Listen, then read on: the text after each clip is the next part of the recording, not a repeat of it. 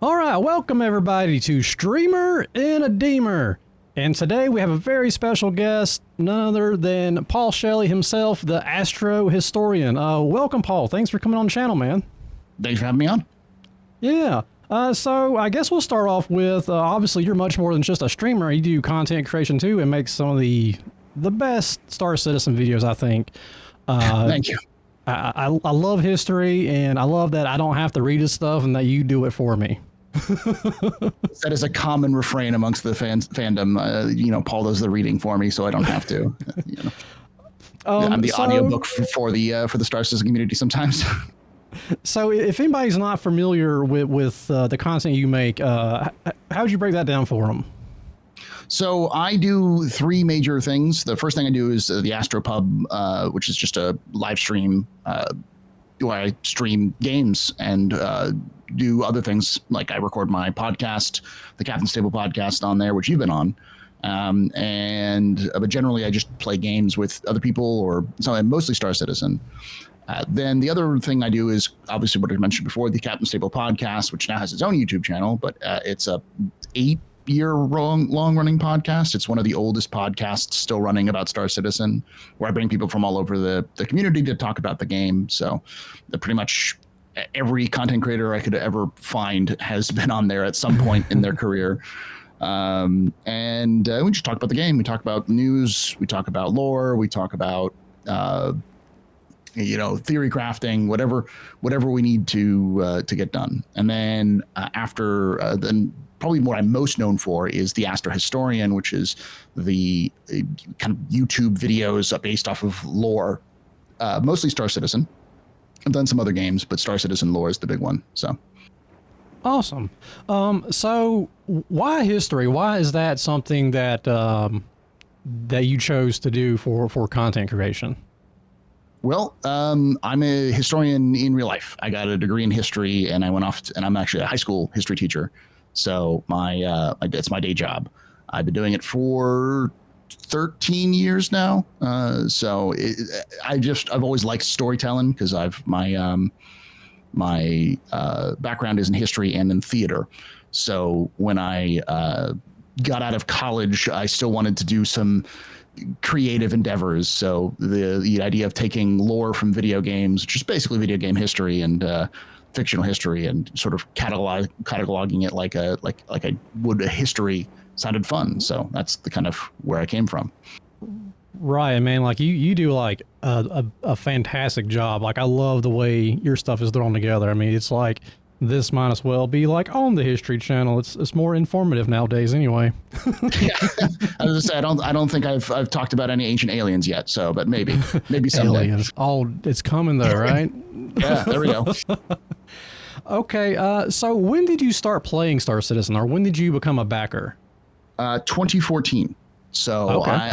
I know exactly when, because it was August of 2014, because the Hangar module had come out, and it might have been, it was 2014.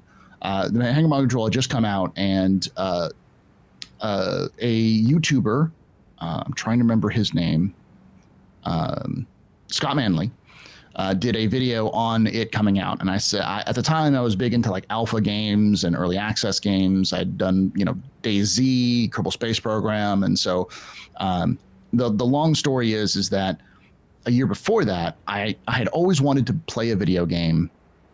I grew up playing Halo and other games of the early 2000s, late 90s, and always kind of playing World of Warcraft made me go, I like sci-fi. Why don't we have a sci-fi MMO like this?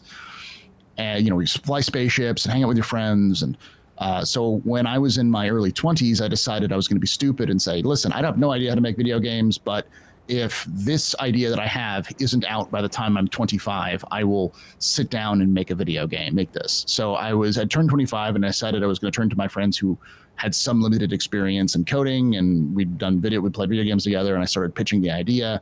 And to like the third or fourth friend I was talking to, as I was pitching the idea, they said, Star Citizen. And I went, Star what? And they're like, you just described Star Citizen. And I'm like, there's a thing? This is a thing? And they're like, yeah, here. And so at the time it hadn't been, but it kickstarted. So I was like, I'm going to wait until it's actually playable, or there's some playability before I get it. So then I that's when I heard the hanger module had been released. So I bought it right then, and I was stupid and didn't know that there was multiple packages. I thought that the only one that had the alpha package, the first one that I saw in an alpha package was the 315p package. So I was like, whatever, I'll buy that, not realizing that I could have gotten in the Aurora for like $20 or $30 at the time. The Aurora came with both. So I ended up getting a $75 ship, and I was like, whatever. Oh, was it still that much by then? Yeah, it was like $60, I think, $65. Okay. So yeah, it was like expensive for the package, and it wasn't because I wanted to specifically 315p. It was because 315p was the one that I saw had alpha access. So I was like, whatever. And at that point, it was like in for a penny, in for a pound, because I'd already blown past the initial. I never had that. Oh well, I only have a starter package. It's like, no, I started off with a luxury ship, supposedly. Right. Okay. Well, man, you answered like my next two questions. What brought you to the game and what your first ship was. So I think you kind of covered that. Yeah. Unfortunately, I don't have my 315 anymore. I might get it. I might buy one again just for nostalgia's sake, because my main profession ended up in game is ending up being like the 315p is actually a really good choice for it. So. Okay. Well, while we're on that topic, what is your in-game profession? A completely legitimate businessman. Absolutely nothing illegal. Can you describe the nature of your work? I take unregulated pharmaceuticals and sell them into a free market. That's oh, okay. That's see a need, fill a need. Yes, exactly. I'm filling a need in the there's a demand for my product, so I am supplying it. So what is your daily driver? What do you consider your daily ship? Right now, probably the Freelancer Miss. Okay. It used to be the Cutlass Black, but with Pyro coming out, the Black doesn't really have enough quantum fuel to justify the jumps and such, and it's a little weak in comparison. But I'd go back to the Black if I could. I just love that ship. Gotcha. And you prefer the Miss over the Dur that even has the even more fuel tanks.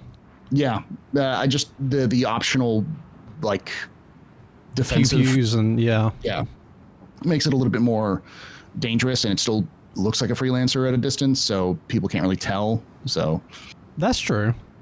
So what is your favorite ship? My favorite ship in game is probably, that's a good question. A ship that I love would probably be the Caterpillar. I love the Caterpillar too. I'm thinking about it. The Caterpillar. The Corsair is my favorite ship. I don't know why I forgot about that. The Corsair is my favorite ship of all time. I was like, what is my favorite ship? Maybe the Caterpillar? And then I just completely forgotten, because I think everyone has sort of blown out the Corsair thing, that it's like, oh yeah, no, I still like the Corsair. It's still got enough weapons to be dangerous, and it's got nice, comfortable accommodations for everybody. So yeah, it's a Corsair. Yeah, no, the Corsair is great. I will say the Caterpillar, I like the Caterpillar a lot. And it's hard for me to really pick a favorite, because I fly everything and I see the appeal of almost everything except for the Mustang. That is the most god-awful, ugly ship. I don't want to look at it. Not a Silas Kerner fan? No, I don't like the rotisserie chicken, man. Like, that was my first ship in the Star Citizen. And all I heard was I could go inside my ships. I just immediately downloaded the game, got in there, and I was like, what is this? What is this? This isn't a spaceship. This is a chicken. Yeah, I just like came in here blind, which was a cool way to go about it. It's the best way to go about it, honestly. Yeah, like I remember the first time I saw a Vanguard, I thought it was the largest ship in the entire game. I was like, oh my God, look at this. You got a commode in here. You got shower, look at the doors. And the guy was like, there's bigger ships than this, man. I was like, no way. It's always fun when you see new players, because like they'll see like a Freelancer or even like a Hammerhead, and they'll be like, whoa, this is huge. And you're like, there's bigger ships. And like, what? Like, yeah, you want to see my 890 or my Polaris? And then just kind of walking around slack-jawed, like, what is this? How is this a thing in a video game? You know? Right. And I'll never forget my first experience. I'll never forget their gamer tag, but a shout out to Speak for Trees. I've never seen them since. but they were like the first player I ran into because I ran out of gas, and I used to play Elite Dangerous, so I was trying to treat it like Elite Dangerous. I didn't want to like backspace out, you know. I wanted to like, you know, find a way out of the situation I found myself in. Call the fuel rats, something like that, right? Yeah, that's why I think that's literally what I asked. Like, hey, do y'all have something like the fuel rats? And the guy was like, well, no, but I'll come help you. And he came out in his Vanguard and took me on a shopping spree, showed me where to buy components. He bought me a Cuddy Black and a Miss Dur. I wanted the Prospector, and he told me not to buy that. So I said, okay, I'll take your advice. I won't buy the Prospector. And I thought the Miss Dur looked very cartoonish, so I didn't quite like that. The Titty Lancer? Yeah. But I love the Cuddy Black. I stayed in that Cuddy Black for a year. I don't think I got out of it. There is something to say about the Cutlass Black. I personally believe that the Cutlass and Drake in general was the first time CIG just got a manufacturer and just got a ship. Like once they understood what Drake was, it was a Cutlass. Every ship that's come out from Drake has been perfectly on brand with that, both in their lore, in their design language, in their functionality. Like you see a Drake ship, you know what it does by just looking at it. And I think that's one of the reasons why it so resonated with the entire community. Yeah, no, absolutely. I would absolutely agree with that.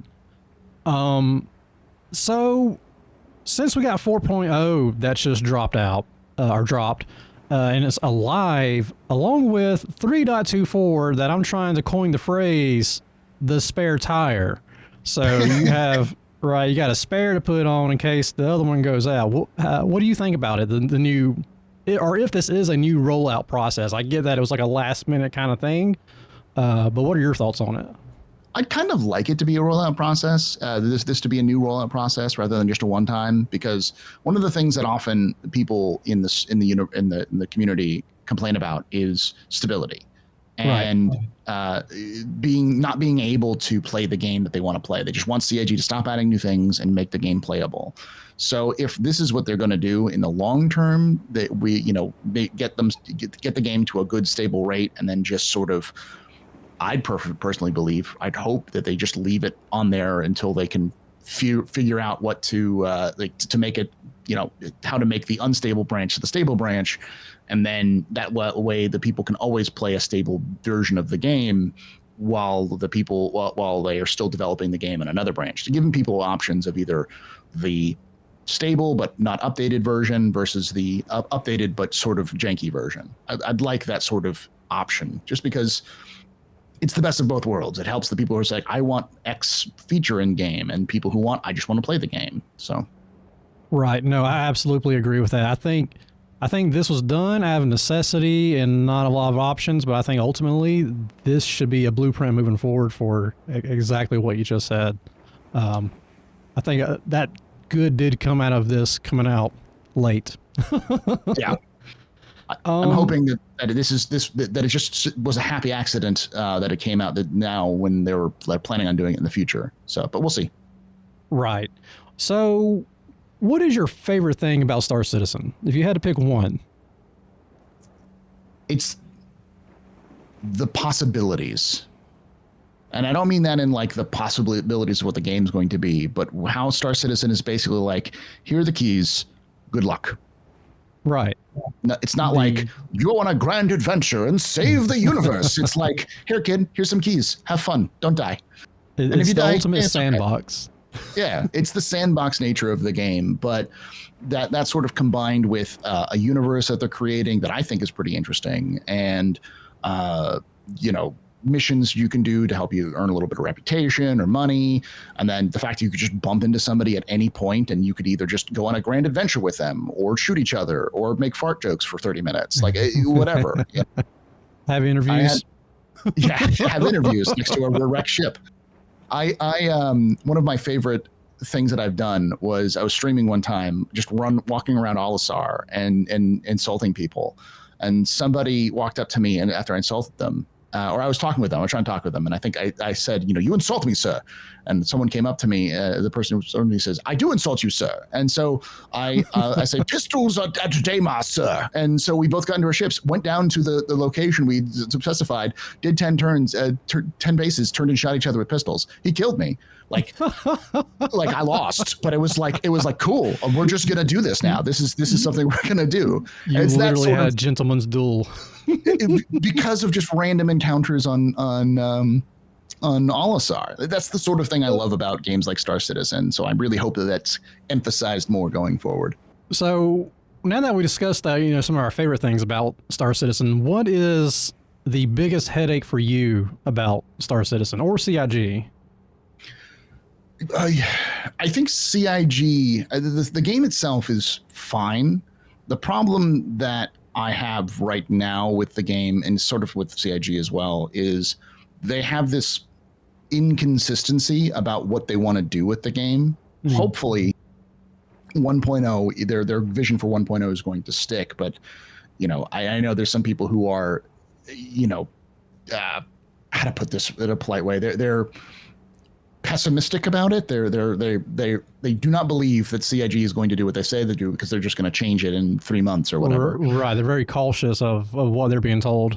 Exactly. And I get that, because CIG up until this point hasn't really had a strong vision of what they want to do, other than the high level of like, a space game where you can do things, not like details of how the game will play. And as a result, it's always felt like when they hit these dry spells between patches that it gets really bad, because people are like, well, this thing is broken. It's not going to get fixed for several months. CIG's not listening to me. And it becomes this sort of CIG themselves has to fight fires because of mistakes they made, rather than being like, hey, this is broken because we're waiting for this to come in to fix this. And they rarely sort of do this communication in a way that can make people, understand why things are being done. They have this sort of cowardly decision of like, well, if we say nothing, maybe it'll go away. And I don't like that approach. I think if they were more open and more communicative about what went wrong and why things are being delayed or why things are happening that maybe the community may not like, I think they would get a lot less flack for it. You'd still get people get mad at them no matter what, but that's probably the biggest issue. Not even the community is that bad. It's probably one of the best communities in gaming in terms of like people being people and being gamers. So it's just that it's that whole bridge between the developers and the community can sometimes get very iffy. Gotcha. So that kind of leads into my kind of last question here. If you could change something either with the game or CIG, maybe a development process or communication process, what would you change? I would prefer that CIG start to tell us when things go wrong. Okay. So right now what they'll do is something will go wrong, and they won't tell us that something went wrong until they have a solution, because they don't like talking about things unless they have a solution, because they can say, well, this went wrong, but we already have a solution. We're fixing it.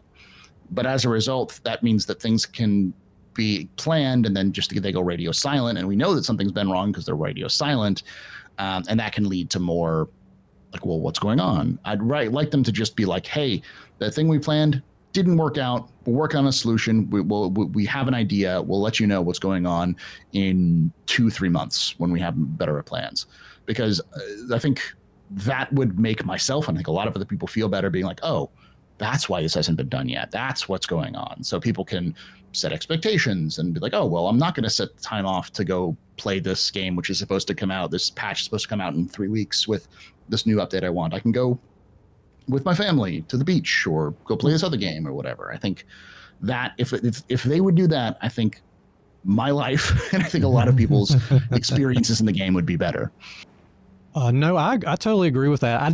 From like my perspective, and it sounds like yours, I don't see a negative side. Now, granted, they are one of the most transparent game companies I can think of. Obviously, we're all very emotionally and financially invested in this project. It's been a very big, long project. I understand why people want to see more information, more transparency. I don't feel like that's a big ask. I don't personally don't see a negative thing from it. Like CIG come out, like you just said, and said, "Hey, we run into this problem. You know, this is why we don't know how to fix it, or we think it'll take this long to fix it." That's not going to change my perspective on the game. I'm not going to abandon the game. Like you said, I think that's actually better. You know, maybe that's just me and you. Yeah. I think if they started, I think they're starting to do that because Benoit started to do that with server meshing and talking about what's going on and those sorts of things. And I think they're getting the message that they can be open when things go wrong, as long as they don't have to be specific, as long as it's just the sort of like, hey, didn't work out, we're moving on to better solutions, because that lets us at least set expectations properly for things that are releasing. Right. And I think that is one of the biggest reasons why people get mad at the game, or they take that passion turns into like bitterness about it, is because someone trusts CIG's word and then they don't follow through on the word, and then they don't say anything. So people are like, so you just lied to me, rather than being, because they are one of the most transparent game companies out there. I don't think there's a game company the size of CIG that does what CIG does. There's just none. And you said Elite Dangerous, and I'm a beta backer for Elite. And one of the things that I've heard consistently from people from the Really Dangerous is, up until recently, Frontier Developments has been very show up every 6 months, give you a little update, and maybe in a year or two you get a patch or a new update, and you get like a big update that you can go for 3 months, and then they'll just be quiet again for 6 months to a year, and it feels like getting in and just disappearing, so you have no idea how healthy that game's going to be. And that's for even most indie games, that's kind of how communication works typically. So it's nice to have being able to not just know about development, but to hear the each individual developers and what they do, and them communicating about what they do. That sort of thing is nice. But if they just went a little extra mile to be like, here's some of our mistakes, and this is why this thing isn't going to come out in time. What format do you think that should come out in, though? Should it be like a dev post? Should it be a YouTube video? What do you think the best way to communicate that would be? I mean, there are two answers for this. One is a respectful answer, and the other one is going to make people mad. The respectful answer is they should do it in a text post. Like the lead developer of whatever part that's in charge of should just do a quick brief update, like, hey, this is the situation, we're going on. They don't have to go into detail. But because nobody reads in the Star Citizen community, it's probably best to do a quick update in like a Star Citizen Live. Though That's a little bit of a, like, that's an ask. Like, hey, have this guy who just screwed up go onto screen for an hour and explain why he's screwed up. That's kind of like, great, I'm gonna go get eat crow in front of millions of people. It's not something that's very fun. So CIG, I will deliver your bad news. Hey, if they do it in written format, that leaves it for us. That means we can deliver the bad news through video format. So that's true. So even if they put it out as a text, it'll be turned into video. So I mean, and I guess they probably, I mean, they know that. So yeah. Okay, so now, if you could explain to me what the Redeemer did to you and why you felt the need to hurt it. To destroy it? Well, I promised myself I would never fly a Redeemer. So when I chose to do this, I didn't realize it was Streamer and Redeemer until it was too late. And then I was like, you know what? I'm going to give the Redeemer a chance. If it finishes the race within the time that if it's self-destruct sequence, then it deserved to finish. If it didn't, then it deserves to be exploded. The short story is that it is in my opinion, the worst aspect of video games, which was it was a ship developed by a committee for popular approval, and was then minimum viable product out, and then just sort of abandoned by CIG. So the backstory of the Redeemer, which people may not know, is that it's actually fan-made. It was created for a contest called the Next Great Starship. And it was just CIG doing basically a reality TV show, but it was supposed to be for them to hire new developers. In fact, several of the people who are on the Next Rate Starship work for CIG, one of which being Elwin, I believe, who actually he was a solo developer for that contest and is now one of the ship leads for CIG in the US. So Okay. yeah, so it was a cool project, and there's a lot of great ships that were developed in there. A lot of ideas which you can see that were developed for the contest and eventually became things like the Buccaneer and the Hammerhead, and like there's these sort of designs things that you can see later down the line, like, oh yeah, CIG, the people who worked for them now, sort of did this process. So it came down to the top 4 ships, and the ship that won was the Redeemer, because the development team, who did a really good job at figuring out what the community wanted, and they began to add things that the community wanted, like a kitchen and other things. And because they were well ahead of the other teams in terms of development, because they were just kind of faster and more efficient, Right. they were able to touch on what the community wanted at the time and then add their own visual flair. And so the wings of the Redeemer, or the engines of the Redeemer, have always been the big contested points.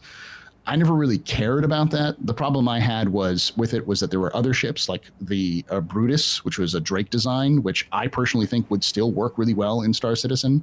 And the problem about the Redeemer is that it just doesn't look like an Aegis ship, and it doesn't. There's no reason for it to look different. And so when CIG then, after they won, because even if in the contest CIG didn't want it to win, because even the judges at the time didn't want it to win, but the community did. So when it won, it took a long time to get it developed, and it felt like when they got it developed, they just sort of like crowbarred everything in to make it as appealing as possible, like giving it huge guns and stuff like that. Right. And then they had it, then they sold it. And like, there's no lore behind why their engines the way they are. The engines don't have any efficiency in game. If you remember when I said the Cutlass is like the best ship because it's sort of form, function, design, lore, all of it fits together. The Redeemer is sort of the exact opposite of that. Right. It wasn't developed by CIG, so it doesn't look like any other Aegis ship. There is no reason for it to not look like any other Aegis ship. It's inefficient. It's not built for Star Citizen, so they had to kind of slam a bunch of thrusters and guns on it to make it work for Star Citizen, and they dropped it out and then refused to support it. It's effectively a ship that needed a complete overhaul and never got it because it was sold as what it was when it was. I So see. like, I hate the Redeemer because it is the reflection of everything I hate in video game development, where you're going to chase a trend. You're going to chase a trend, and then when you get that trend, you do the minimum amount of work you have to do to get it to function, and then you abandon it. Like that it feels bad, which is, I hate it because it deserves better. Let me put it that way. Okay. So what would, if they rebranded it and said it was like, I don't know, something like the equivalent of, I don't know, Callaway Corvette or Shelby. Yeah. It's just like it's its own thing. It's like a one-off. They only Yeah, made like a like a company. Lexus or some other like the Mirai brand for Misk, Yeah, right? yeah. I was like, hey, like, yeah, it's got like, air quote Aegis, whatever, something, but the body and the chassis is all, hand designed from whoever. Like, would that help it for Yeah, you? I mean, I think the thing that would help it would be to explain why in fiction why it looks so different, and B, give the unique aspects like the engines an actual in-game thing. Like, I've actually done a lot of thought on this one. I actually did a video on it, on how to fix it in terms of lore.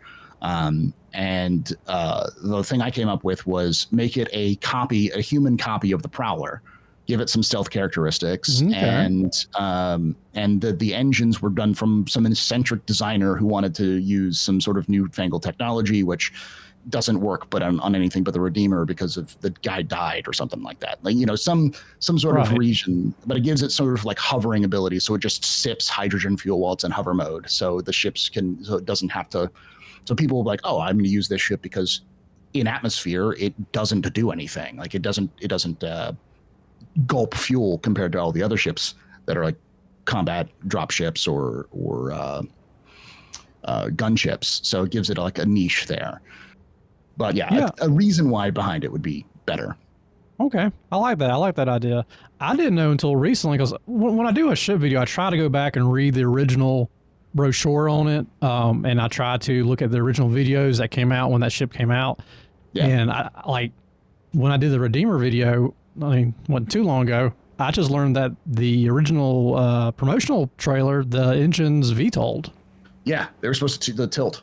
But yeah, I mean, I get what you're saying, and now like, so for me, my problem with the Redeemer is the fact that they went from 5s to 4s. I don't care about the DPS. That doesn't bother me personally. Yeah. What bothers me is that now you have a gigantic turret on the top and bottom that was designed to hold 5s visually. It's now, the turret's bigger than the gun, so it looks funny with this big old turret holding these little bitty guns. I mean, if I had to redesign, personally, I believe that the Redeemer needs a complete overhaul. I think CIG could do really well by keeping the engines and then just turning it from being the sort of broken neck open to being more like a hump. So that the cockpit is in the first floor, make it kind of like a hind D sort of look, in terms of helicopters. I think moving the living spaces on top and the modularity on the bottom, so that way you can edit, move things around a little bit more. It suffers from the problem that a lot of ships do from its time, which is just it was designed for gameplay that didn't exist. So when the gameplay comes out, it's like, oh well, what are we going to do? How are we going to remove the components from this thing because it's on the second floor and the only way to access it is this tiny panel, right. This tiny hole that you can move things up and down on. So, you got to take it to the dealer, get anything fixed on it. All right, man. Well, I appreciate you taking time out of your day to come on the show and do the race. I'd say I'm sorry that you didn't finish, but I think that'd be more of a congratulations. You blew the ship up. Yep. Thank you. I am proud that I have a DNF in this race. I hope to be the only DNF in this entire series. I challenge any other streamer to be bold enough to have a DNF. All right, Paul, man, I appreciate you coming on. It's been an absolute pleasure having you on here. I'm going to have links to his YouTube and Twitch.